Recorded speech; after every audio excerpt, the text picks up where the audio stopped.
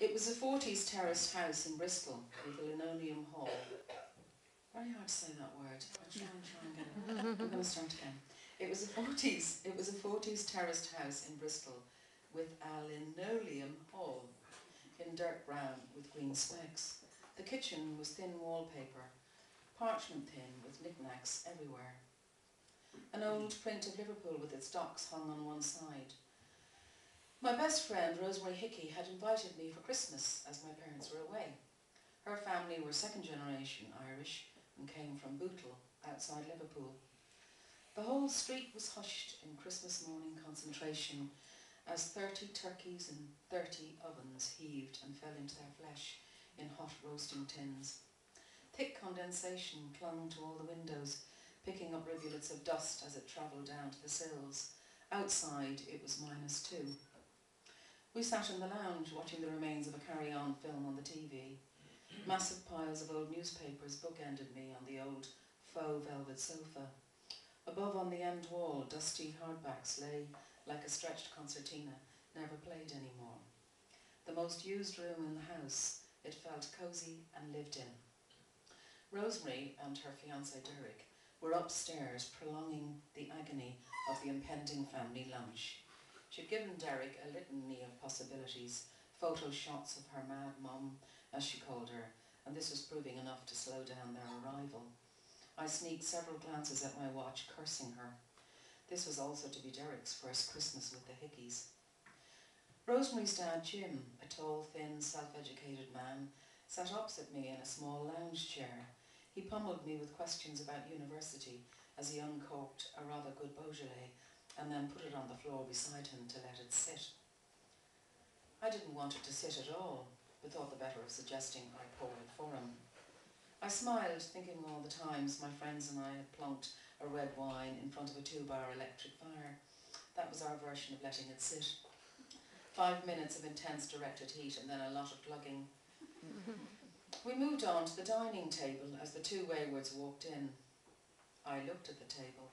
Well-browned roast potatoes, frozen cooked peas, sprouts the colour of pale mint as they recovered from being cooked within an inch of their knives. A gravy boat sailed into the middle of the growing array, but it was the turkey that caught my eye and nose. It didn't smell at all. And then I realised why. It had been cooked the day before and had that settled look about it. It was stone cold.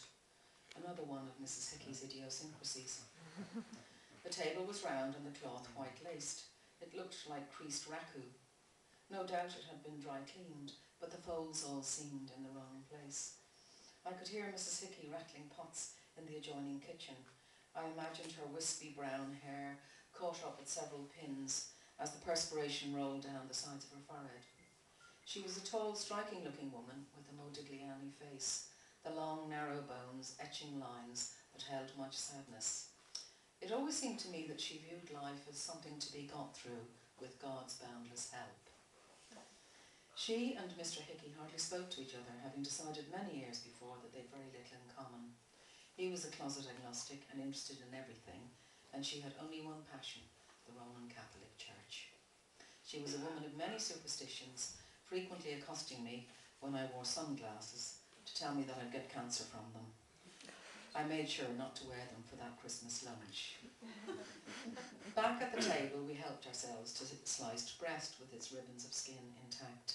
I wondered, did the brown get consigned to the bin because nobody touched it? Derek seemed to get smaller as the meal progressed. He was training to be a social worker, but he already looked like one. Tidy, bearded with tweed jacket and corduroy trousers. He was diddy, as Liverpudlians say, their word for small, compact and slightly humorous. Then it happened. Mrs. Hickey approached the table behind Derek. Conversation about education grant cuts was in full swing, with Jim wading in delightedly. A man who had never set foot inside a house of learning, but who was better educated than all of us. "It's a right disgrace," he said. Behind Derek, Rosemary's mum, in her housecoat of pink and brown polka dots smeared with food juices, stood poised. Derek knew she was there and got even smaller, his eyes darting to Rosemary for help. "Stuffing, Derek?" she asked. "Yes, please." She She reached through the gap with a pair of pink-ribbed rubber gloves on her hands. The turkey remained sat defenceless as she poked for its bottom. With the deftness of a surgeon and using her index finger and thumb, she pulled out 2 balls of stuffing. "You'll like this, love, it's my best sausage stuffing." The balls skidded and stopped between the sprouts and roast potatoes. We all breathed out, except Derek, who was transfixed, staring at the gloves as they began the next manoeuvre for rosemary. Completely unfazed, she just continued talking. This was as familiar to her as the stuffing itself. The only difference was her mother insisted on buying a new pair of gloves for Christmas Day.